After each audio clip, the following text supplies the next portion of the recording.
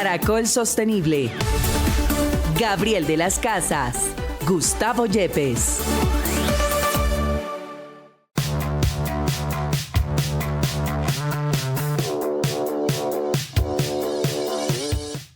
Hola, bienvenidos, esto es Caracol Sostenible. Nos reunimos en la mañana de los sábados para hablar de sostenibilidad. Qué bueno contar con un experto en sostenibilidad. La academia está aquí en la alianza con la Universidad Externado de Colombia.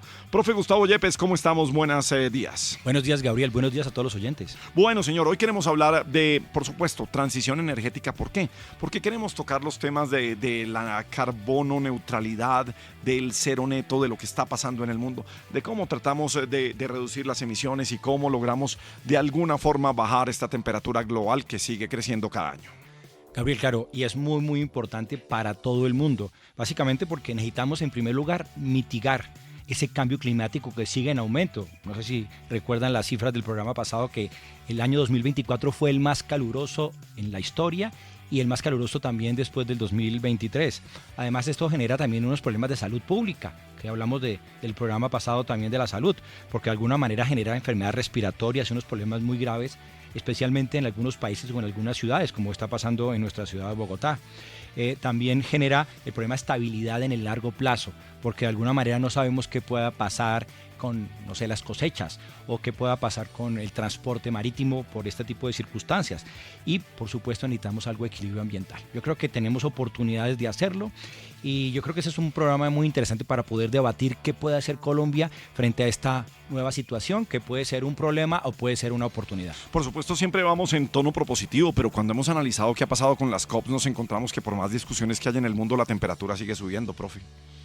Sí, absolutamente no ha bajado ni un poquito, no importa cuántos esfuerzos estemos haciendo. Y no es acabar la discusión, al contrario, hay que incrementarla. Pero no sé en dónde está quedando lo de los esfuerzos, no sé en dónde están las culpas, no sé si es tan fácil como decir es que el error está aquí, porque si no lo hubiéramos corregido mucho más fácil.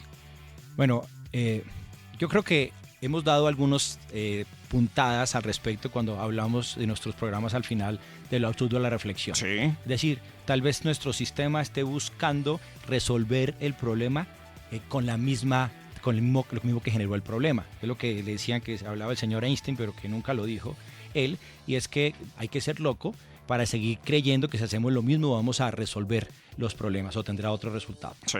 Bueno, profe, pues hablaremos de este y muchos temas más. Hablamos de sostenibilidad. Esto es Caracol Sostenible. Bienvenidos.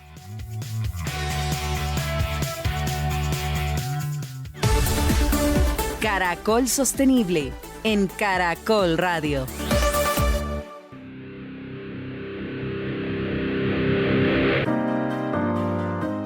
Muy bien, seguimos en Caracol Sostenible, nuestra alianza con la Universidad Externado de Colombia en Caracol Radio. ¿En qué se diferencia la carbono neutralidad y el cero neto? Entender un poco más de los conceptos.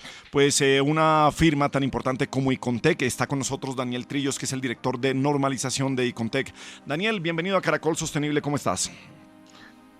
Buenos días, Gabriel. Muy bien, muchas gracias. Y muchas gracias por la invitación. Y buenos días, Gustavo, también, y a todos sus oyentes. Muy bien, pues este programa pretende llegar a especialistas y también al colombiano común y corriente de todos lados. Y por eso la importancia de entender varios conceptos. Hoy estamos hablando de transición energética, estamos hablando de carbono neutralidad.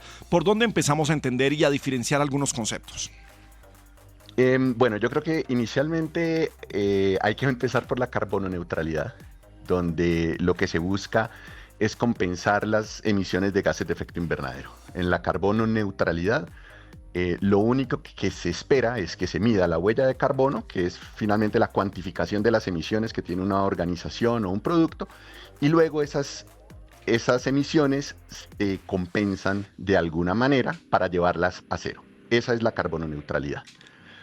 Por otra parte está el concepto de cero neto, que el concepto de cero neto implica primero hacer una reducción de esa huella. Entonces, primero se busca reducir al máximo las emisiones de la organización y luego se compensa ese pedacito que queda faltando, que se conocen como emisiones residuales. Esa es esa gran diferencia entre los dos conceptos. Usualmente son conceptos que son muy parecidos, pueden entenderse como equivalentes. La diferencia es que en el uno se compensa todas las emisiones que la organización genera, mientras que en el otro, primero hay que hacer unas acciones para reducirlo y solo se compensa esas emisiones residuales que son las que quedan después de esas acciones implementadas. Daniel, ¿por qué no nos cuentas un poco acerca de cuáles son esas posibles acciones que pueda realizar una compañía o un país para compensar las emisiones generadas? Bueno, inicialmente para la compensación hay diferentes mecanismos realmente donde pueden ser la compra de créditos de carbono, por supuesto, pero también hay otras que pueden ser la captura de las emisiones de gases de efecto invernadero de la atmósfera y el almacenamiento, toda la parte de reforestación, la restauración de hábitats, incluso la meteorización mejorada, que es la mezcla de suelo con roca triturada, bioenergía. Hay diferentes mecanismos en esas compensaciones. Ahora, en las reducciones, primero, que es lo que cuando hablamos de cero neto, primero tenemos que hablar de las reducciones que puede generar una organización o un país. Ahí estamos hablando de cambios, por ejemplo, en la energía, cambiar de energías convencionales a energías limpias, cambios cuando hablamos de una organización, cambios en los equipos, tener equipos que sean energéticamente mucho más eficientes, reducción en los modelos de transporte, en los modelos dentro de su cadena de suministro. Esas serían esas acciones que hay en la reducción primero en la organización, y las compensaciones sí, las que te mencionaba anteriormente. Yo creo que todos en Colombia hemos oído hablar siempre de las normas Icontec, de que cumple con las normas Icontec. ¿Qué normas se busca cumplir cuando estamos hablando de carbono neutralidad en Colombia? ¿Qué tenemos también dentro de un marco, legal que se tenga que cumplir? Bueno, nosotros en Icontec, y las normas que nosotros desarrollamos son unas normas que se ubican en el campo voluntario. Son documentos técnicos que al final buscan generar soluciones para la sociedad, las organizaciones y quien las quiera usar. Nos movemos, digamos, en ese campo.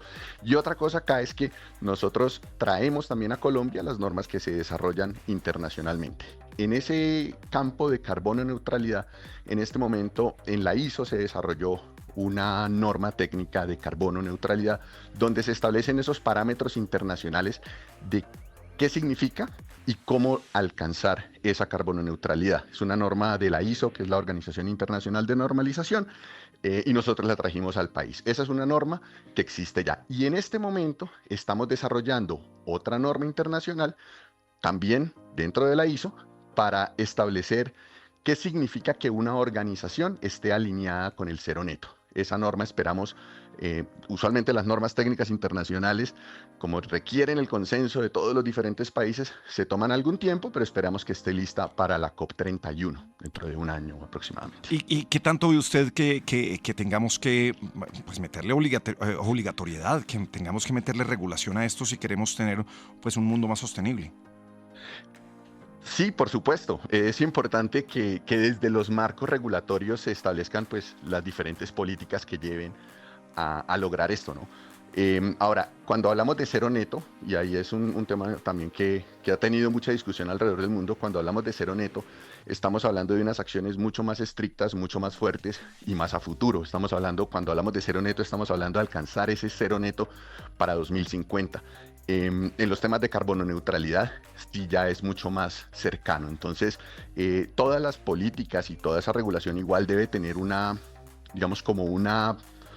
tiempos en los cuales se puedan ir logrando y alcanzando, arrancando, por supuesto, desde una carbono neutralidad para luego llegar a un cero neto. Pero sí es fundamental que haya políticas públicas alrededor de esto, si no, difícilmente se va a alcanzar.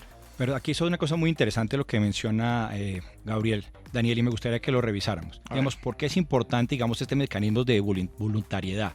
Es decir, las compañías no lo hacen, solamente por su interés genuino de hacer cambios o transiciones al interior de su empresa. También hay unas presiones importantes que, obligan a tener ese tipo de normas, y a veces ustedes saben que los mercados pueden ser más poderosos que las mismas leyes. ¿Por qué no nos cuentas un poco acerca de esas normas técnicas, la importancia, estratégica que pueden tener para una organización, incluso a pesar de que no sean obligatorias?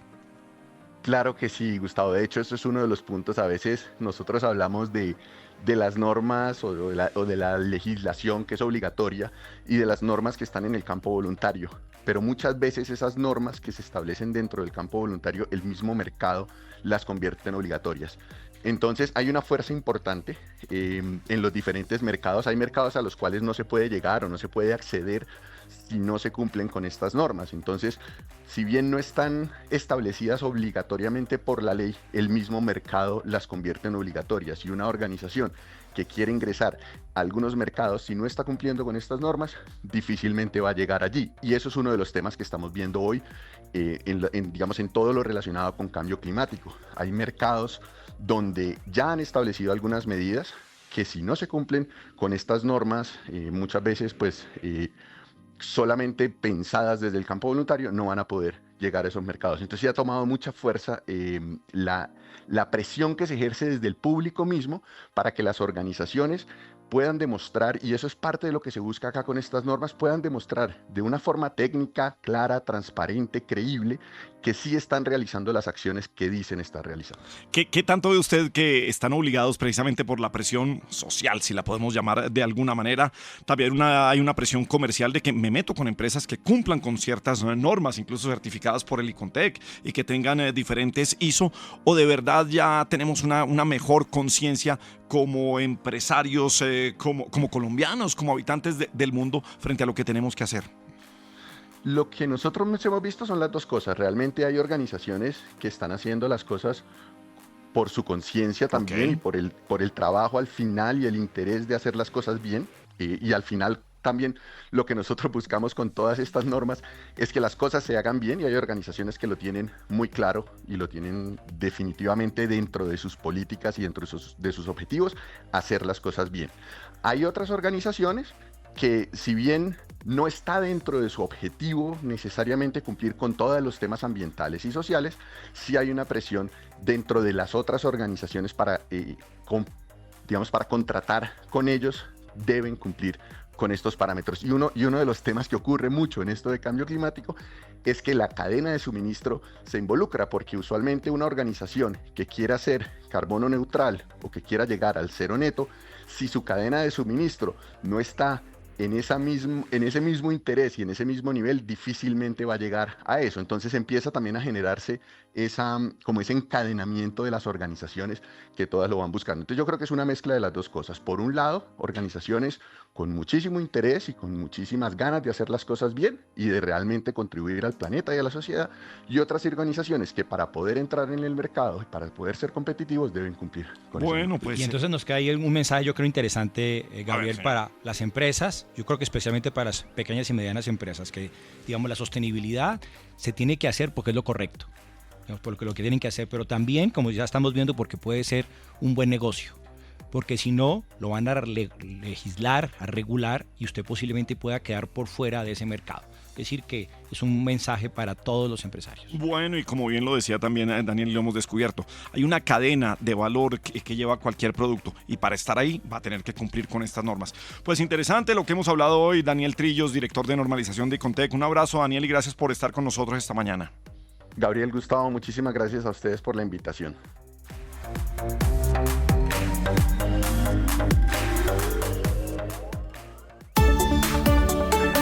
Entretenimiento sostenible.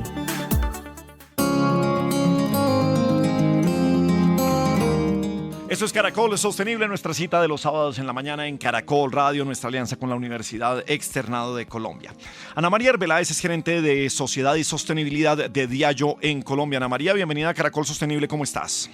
Muchísimas gracias, Gabriel. Todo súper bien. Gracias por tenerme en este espacio. Bueno, pues siempre le damos una vuelta a diferentes sectores de la economía, del entretenimiento, de la sociedad en Caracol Sostenible, para entender esas miradas de sostenibilidad. Diageo, la gran empresa de licores en el mundo, tiene un concepto de sostenibilidad que es espíritu de progreso. Son bebidas espirituosas, el espíritu de progreso. ¿Cómo se conjuga esto aquí, Ana María?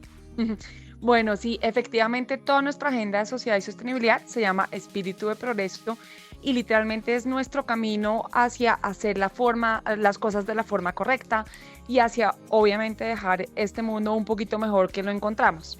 Entonces, por eso le hemos dado ese nombre, y se conjuga de manera perfecta, y en realidad tenemos 3 grandes pilares que componen esta agenda, El primero es el tema de consumo responsable. O sea, tenemos que entender que nosotros vendemos bebidas alcohólicas y tenemos un pilar muy importante, que es que los adultos que deciden tomar bebidas alcohólicas puedan tomar decisiones responsables frente al consumo de alcohol. Y otro también demasiado importante es la prevención de consumo de bebidas alcohólicas en menores de edad.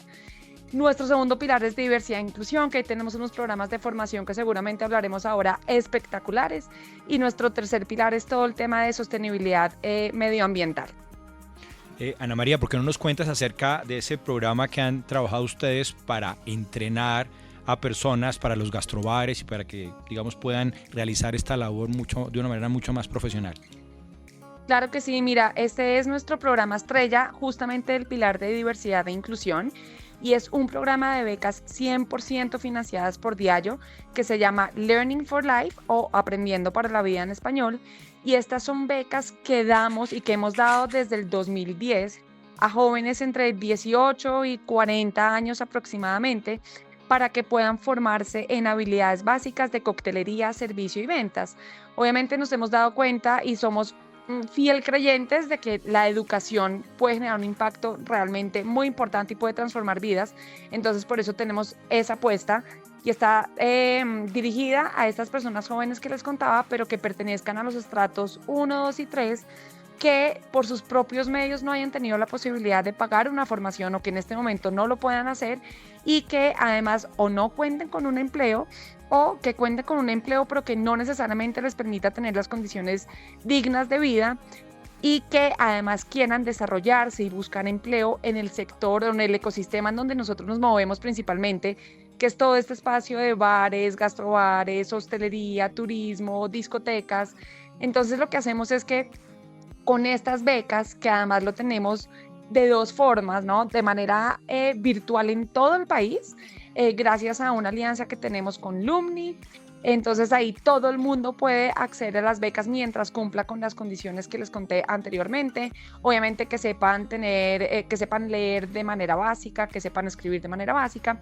Y también tenemos la modalidad de semipresencial en Bogotá, Medellín y Cali, con otro de nuestros grandes aliados, que es la Escuela de Gastronomía Mariano Moreno. Entonces, en cualquiera de estas dos modalidades, las personas salen con su diploma certificado por Diageo y por Lumni en la modalidad virtual, o por la Mariano Moreno en la modalidad semipresencial, por aproximadamente 33 horas de estudio en la semipresencial y 19 horas de estudio en la virtual. ¿Y qué es lo que pretendemos con eso? Que esos diplomas abran puertas, que ellos puedan tocar la puerta de alguno de estos lugares y digan, sabe que ya tengo una formación que, si bien es básica, y me explico, quiere decir que no es ni un técnico, ni un tecnológico, ni una formación, digamos, profesional, es profunda, ¿sí? Entonces ellos aprenden acerca de coctelería, de servicio, de ventas, de liderazgo, de manejo de inventarios, de manejo de costos, y les da definitivamente muchas más herramientas de las que tienen hoy en día para buscar empleo. Cuando abordamos temas que tienen que ver con alimentos y bebidas, aquí hablamos de consumo responsable, siempre hago la misma pregunta. ¿Cómo se maneja esa dualidad en que ustedes tienen un vicepresidente, un gerente de mercadeo que lo que necesita es mover las marcas, que haya consumo, los de ventas necesitan mover los licores, pero de otro lado promueven una categoría muy importante, un pilar, como nos decías, de consumo responsable? ¿Cómo se vive eso al interior de la compañía como Diageo? Claro que sí, mira, en primer lugar, absolutamente todos los que trabajamos en Diageo, lo que nos interesa es que si un adulto ya decide consumir bebidas alcohólicas, no consuma más, sino que consuma de mejor manera, que consuma de manera moderada, que se sepa controlar. Ahí sí, tal cual como dice el legal, ¿no? El exceso de alcohol es perjudicial para la salud, y no es necesariamente lo que te tomas, sino cuánto te tomas. Entonces, realmente educamos a las personas para decirles, venga, celebremos la vida, porque de hecho Diageo, el nombre de Diageo significa día y geo, lugar, y nuestro propósito es celebrar la vida todos los días en cualquier lugar. Entonces, todos los días con nuestras marcas tratamos de que la gente celebre la vida, pero que lo haga de manera responsable. O sea, desde ningún punto de vista nos interesa que se excedan en el consumo de alcohol, ni siquiera la persona de ventas, porque al final del día eso lo que nos va a traer son consecuencias negativas a absolutamente todos, y no es la manera en cómo hacemos las cosas en Diageo. Y por otro lado, a todos nos interesa muchísimo que un menor de edad, Eso. desde ningún punto de vista, pruebe el alcohol. Y para eso, además, les quiero contar que tenemos una manera que a mi modo de ver es espectacular para poder educar a los adolescentes entre 14 y 17 años acerca de todas las consecuencias negativas que tiene consumir alcohol en temprana edad. Y lo hacemos a través del arte, lo hacemos a través de una obra de teatro que se llama Smashed, y en donde estos adolescentes de los colegios de estrato 1, 2 y 3, a través de 45 minutos de ver a 3 actores en escena, entienden perfectamente, de manera muy divertida, muy didáctica, pero también muy directa, todo lo que pasa o lo que podría pasar negativamente si consumen alcohol. Y además reforzamos después con un taller para reforzar conocimientos y por supuesto también números de ayuda, ¿no? O sea, si ya ven que tienen algún comportamiento ellos o sus amigos, educarlos y decirles dónde pueden buscar ayuda. Frente a esto, Ana María, el consumo de alcohol en el mundo o en Colombia, si nos quedamos, viene en aumento, está estancado, se mantiene. La problemática de menores de edad, ¿cómo está? ¿Qué cifras tienen ustedes precisamente para enfrentar este tipo de problemas y llevar, más que enfrentar un problema, llevar siempre a un consumo responsable? Sí, mira, realmente la problemática de consumo de alcohol en menores de edad es alta.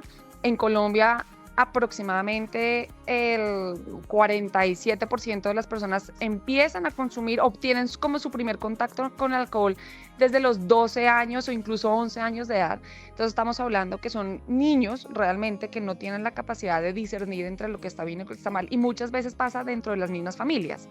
Entonces, con este programa nosotros no solo pretendemos llegarle a los adolescentes, porque tampoco queremos exponer a personas muy pequeñas, ¿no?, al tema del alcohol, sino a partir de los 14 años. Entonces no solo pretendemos llegar a los adolescentes, sino también pretendemos llegar a los docentes y a los padres de familia, porque muchas veces es un tema casi que de falta de conocimiento y de entendimiento y de educación acerca de todo lo negativo que te puede traer esto. Entonces, sí, desafortunadamente las cifras son altas, pero estamos en ese camino de poder educar cada vez más para que al menos, pues entre todos logremos ayudar a disminuir este porcentaje y por supuesto disminuir o a incrementar más bien la edad en la que las personas empiecen a consumir alcohol si es que así lo deciden hacer. Bueno, pues de manera responsable hoy hablamos de una compañía tan grande como Diageo y precisamente le damos diferentes visiones a este programa. Profe, no simplemente hablamos de los grandes problemas que tiene el mundo en cuanto a la sostenibilidad, sino cómo se desarrolla una industria como la de las bebidas alcohólicas. Bueno, y la responsabilidad que tiene cada uno de los negocios para poder hacer cada vez un mundo mejor. Bueno, Ana María Arbeláez, gerente de Sociedad y Sostenibilidad. Un abrazo, Ana María, y bienvenida siempre a Caracol Sostenible. Bueno, muchísimas gracias. Un abrazo para ustedes. Que tengan un buen día.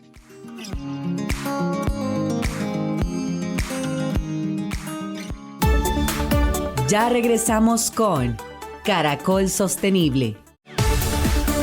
Continuamos con Caracol Sostenible.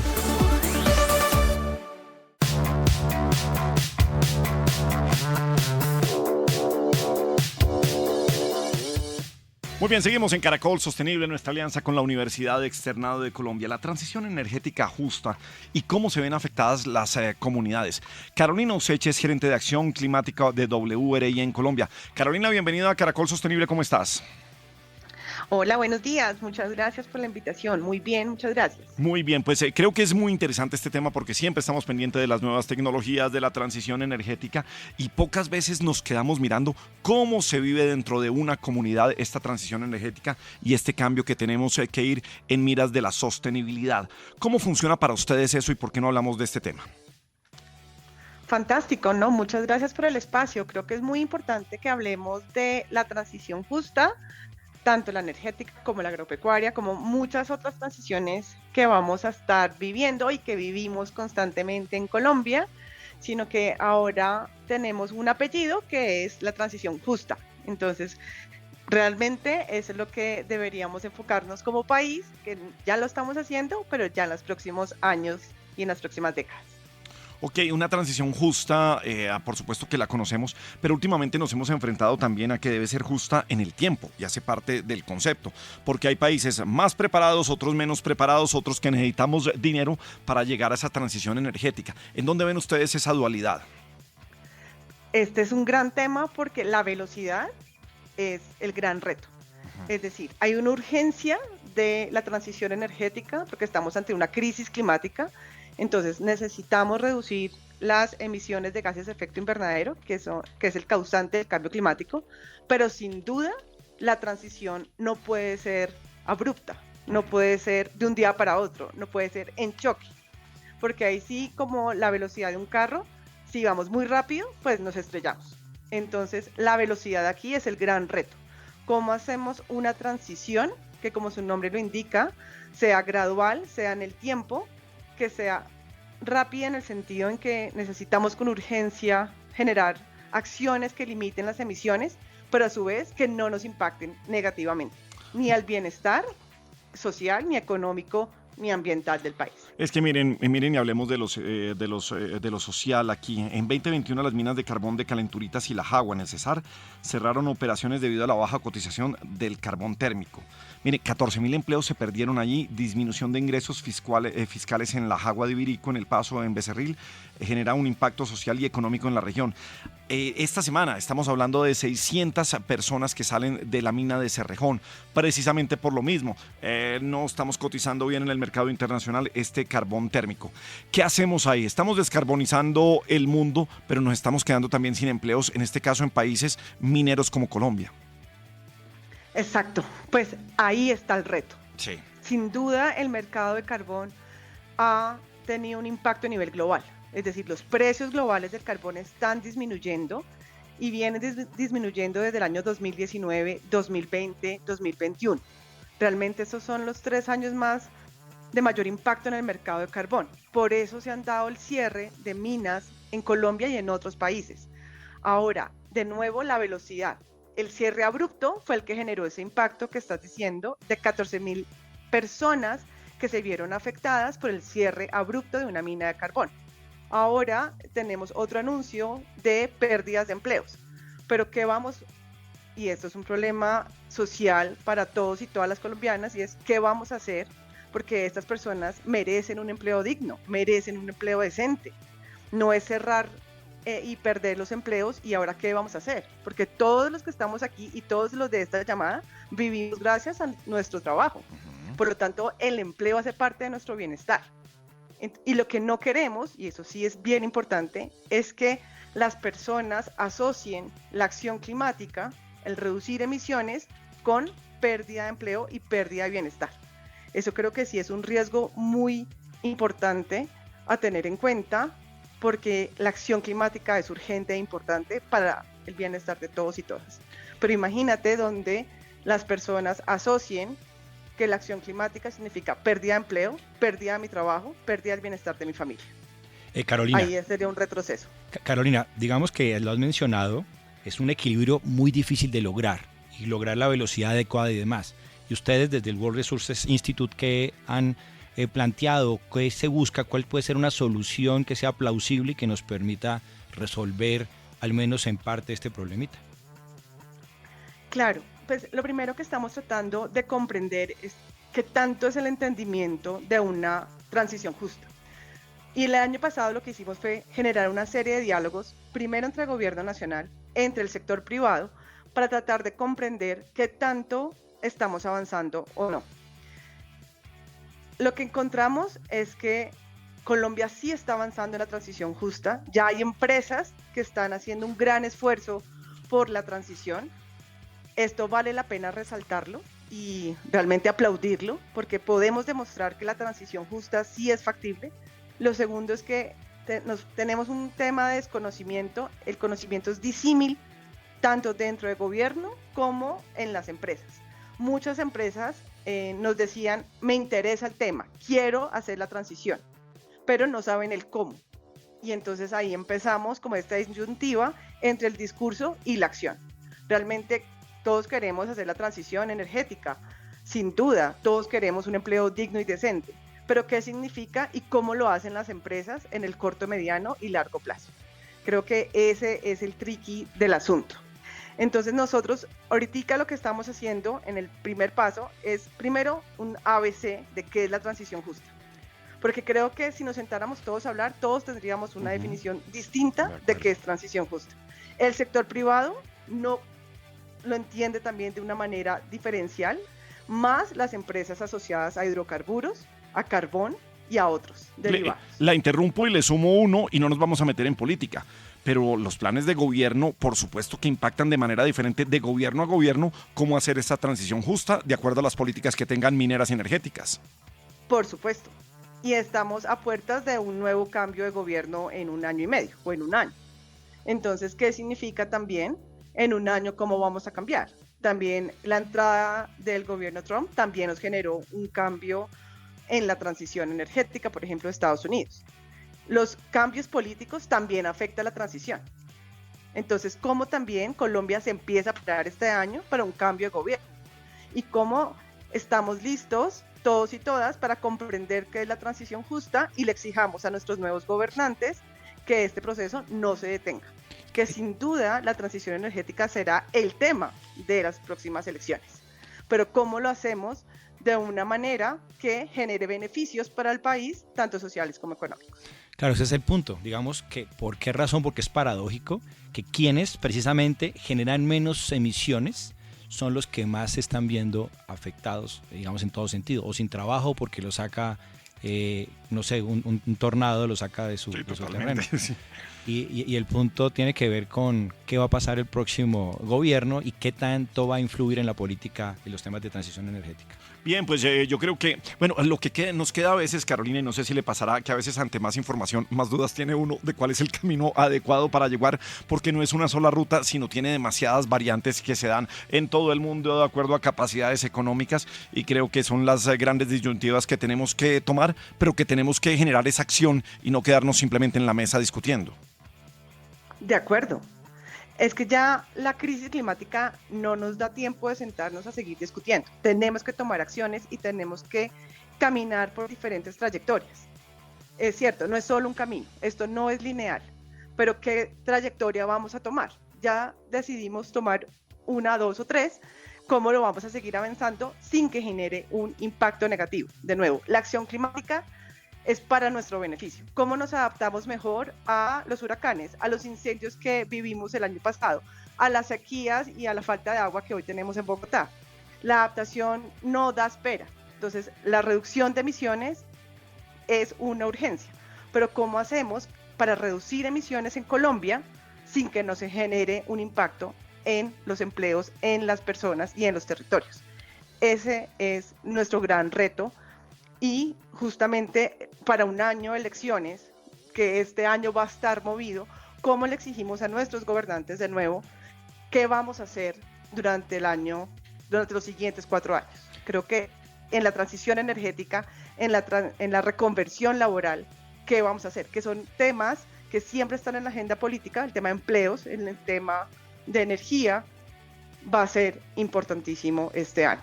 Carolina, yo tengo una pregunta que me hizo antes Gabriel y que creo que es un poco difícil, pero tiene que ver con que a pesar de los esfuerzos, las COP, las reuniones, todo esto que estás mencionando, no ha bajado en un solo pequeño porcentaje las emisiones de CO2 y seguimos cada año aumentando más la temperatura de la Tierra. ¿Qué está pasando? ¿Qué crees tú? ¿Cómo puedes ver ese panorama? Gran pregunta. Usted la puso a dar la respuesta, pero usted me la puso a mí primero. A dilucidar el problema del mundo. Listo, acá usted me la puso a mí primero, sí, también Carolina. Que otro lo haga. No, pues estoy a punto de decir siguiente pregunta, amigo periodista. Muchas gracias por esta pregunta. Pero yo lo que creo realmente es que esto es un tema de voluntad política. Yo sí creo que hay acciones que se están haciendo. Creo que no debemos desconocer que el mundo sí está tomando decisiones y sí se está moviendo. Creo que eso es un tema que no podemos desconocer. También muchas personas me preguntan, ¿pero las COP para qué sirven? Si no tuviéramos un escenario de la conferencia de las partes de Naciones Unidas, estaríamos peor todavía. De acuerdo. Ahora, a veces se desconoce qué significa esto. vaya uno a encontrarse con 4 o 5 amigos. No, yo no puedo el martes, yo no puedo el miércoles, yo no puedo el jueves, nos tocan un mes, nos toca a las 3 de la tarde. Es dificilísimo poner 4 o 5 personas de acuerdo. Aquí estamos hablando de 195 países. Entonces, ponga usted de acuerdo a 195 países a reducir emisiones o en acuerdos. Y que ya tengamos el Acuerdo de París no es menor. Que en la COP de Dubái también se haya llegado a acuerdos de reducir el uso y la explotación de combustibles fósiles es un gran avance. Que también el Banco Mundial, que es posiblemente el banco multilateral más importante, diga no voy a financiar más explotación de hidrocarburos, es un gran avance. Ahora, eso es con el tema de reducción de emisiones, pero también veamos el otro lado de la moneda, que es adaptación y daños y pérdidas. En eso también hay que reconocerlo, que por lo menos ya hemos reconocido y existe la hoja de ruta de Santiago, el Fondo de Santiago, que en este momento se me olvidó, donde se reconoce la vulnerabilidad y el riesgo de los países al cambio climático y especialmente las islas, por ejemplo, del Pacífico Sur, que son las más afectadas. Entonces, creo que tenemos que reconocer los pequeños pasos, sí, que no son tan pequeños, y que vamos en un camino, de nuevo. Pues por eso... ¿Las emisiones no han bajado? Sí. Tengo discusiones allí. Puede ser que en algunos sectores no hayan bajado, pero miremos los avances en transporte. La electromovilidad es impresionante cómo ha podido avanzar. Miremos solo Bogotá, Colombia. Colombia es el país con mayor número de buses eléctricos en toda Latinoamérica. Entonces creo que también debemos darnos, pues, golpecitos en la espalda y decir, lo estamos haciendo. Sí, y lo estamos haciendo bien. Yo sí creo que también hay rutas que en algún momento van a dar sus frutos, no las estamos viendo en el momento porque esto es de largo plazo. Y parte de esas discusiones, como bien lo decías, Carolina, pues es lo que hacemos aquí en Caracol Sostenible. Tener las discusiones, sensibilizar, evangelizar por momentos, contarle de la mano de expertos cómo está funcionando esto en el mundo. Pues es el World Resources Institute. Carolina Oseche es su gerente de acción climática y estuvo con nosotros aquí en Caracol Sostenible. Un abrazo y hasta una próxima oportunidad para volver aquí a Caracol Sostenible, Carolina. Yo feliz de volver. Muchísimas gracias.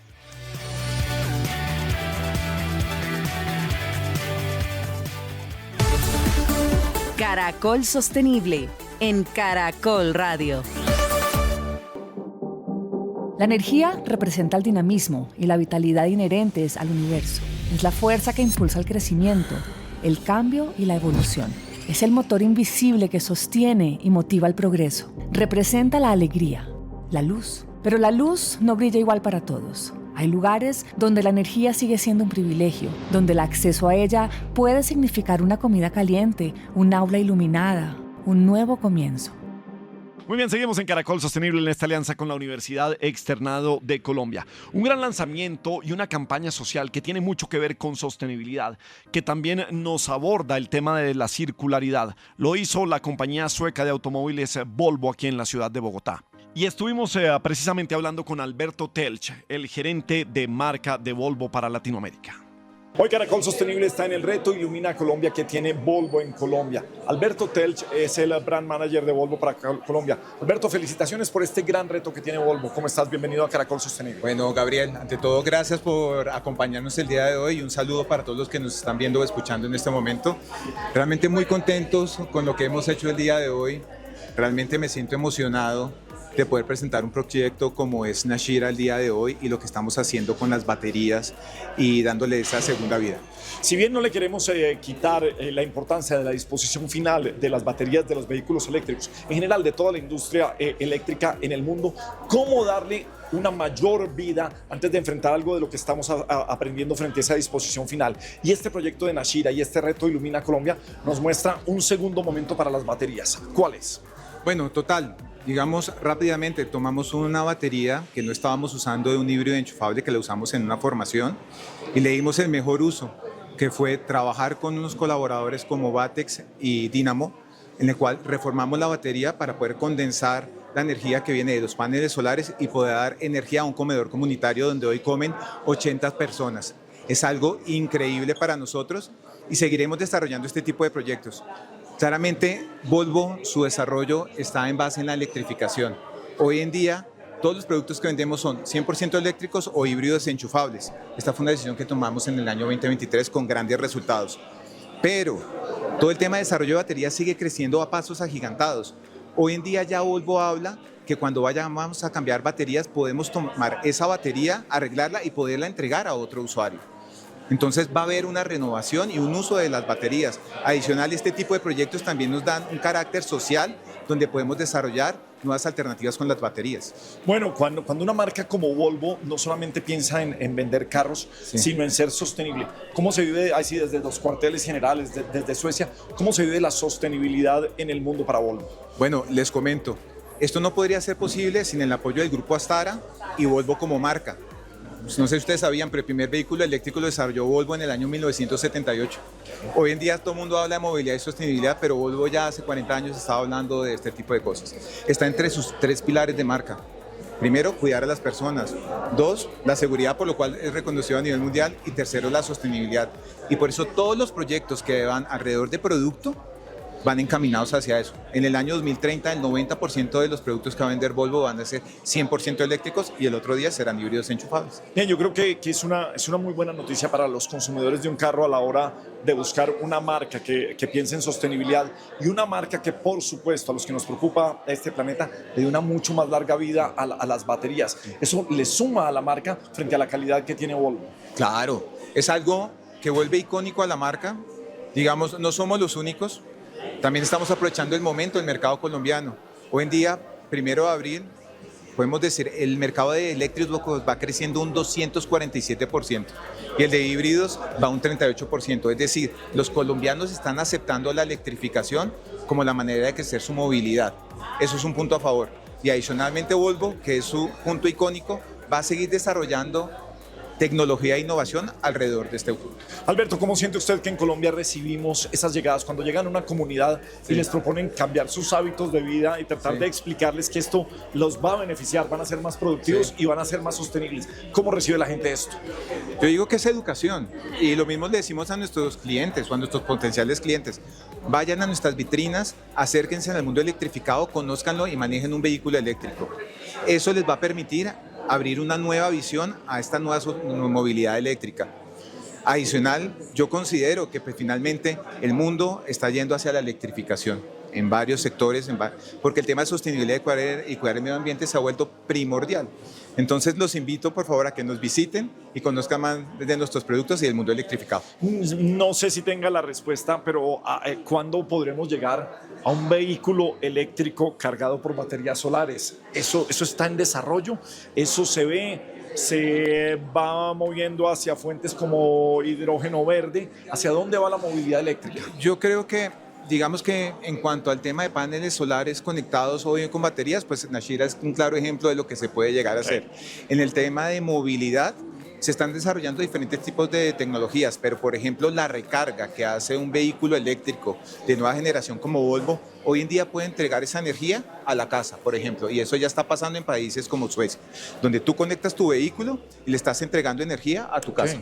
Entonces hay muchos desarrollos que van a venir. Bueno, pues de eso se trata. Muchísimas gracias, Alberto Tels, por estar con nosotros aquí. Gabriel, muchas gracias a los oyentes y televidentes de Caracol Radio. Muchísimas gracias por acompañarnos.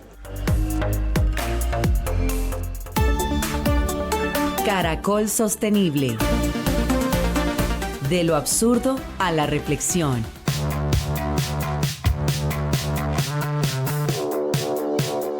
Bien, de lo absurdo a la reflexión, arrancamos hablando de carbono neutralidad, profe, dentro de los muchos temas que tocamos hoy en Caracol Sostenible. Bueno, Gabriel, vamos a hablar hoy sobre ese peligro oculto que está dentro de la carboneutralidad. Porque obviamente la lucha contra el cambio climático pues ha llevado a muchos países y empresas a comprometerse en ser carbono neutral, ¿no? Como ya hemos visto.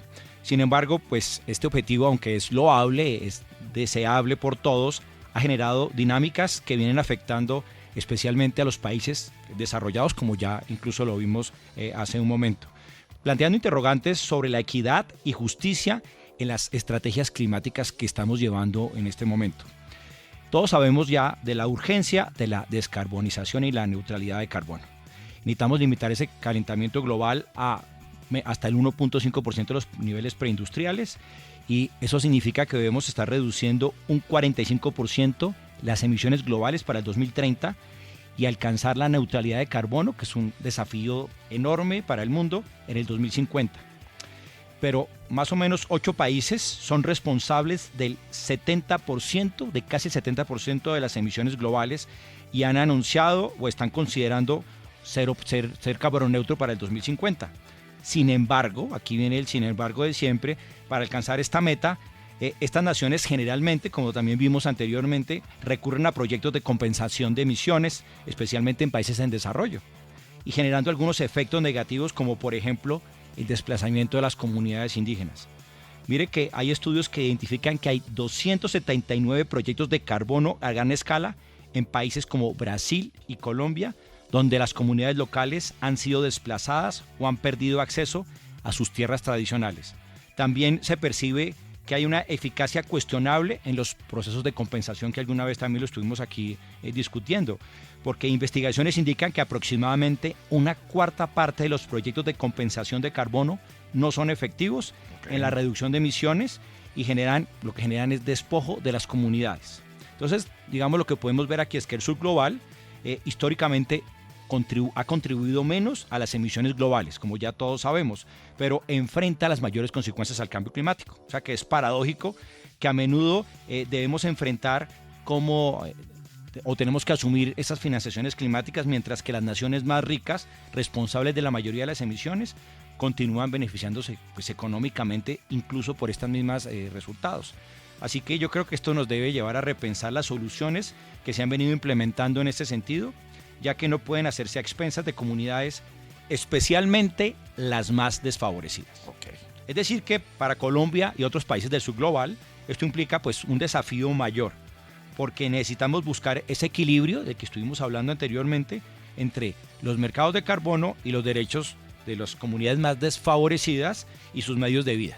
Pues fíjese, profe, que hacemos esta sección precisamente porque es que es hasta difícil ponerse de acuerdo sobre un fin común que tenemos, que la descarbonización del mundo, reducir y tener mejores metas que tengan que ver con toda la sostenibilidad en el planeta, pero hay diferentes corrientes de pensamiento que pretendemos lo mismo, pero por rutas diferentes. Y ahí hay también un gran dilema que es interesante para otro programa de Caracol Sostenible, que llega a su final el día de hoy con Juan Manuel Durán en la producción periodística, el profe Gustavo Yepes y Gabriel de las Casas. Sigan en Caracol Radio.